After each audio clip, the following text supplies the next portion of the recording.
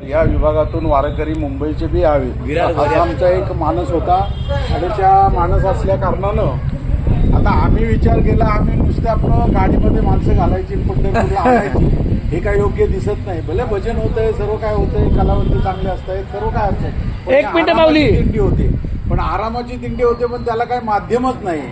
म्हणून आम्ही असा विचार केला की 13 नंबर दिंडी आपली देहूमधली निघते आहे आणि आपली दिंडी हे माध्यम आपल्याला मिळालं. ती सुद्धा रोहिदास महाराजांची दिंडी म्हणजे आमची सुद्धा रोहिदास महाराजांची दिंडी आणि ह्याला संलग्न वाखरीला करू. देहूला 13 महाराज म्हणजे शंकर गवळी विठ्ठला. हो, तिकडे मी तिकडे एवढेच तांदूळ दिले.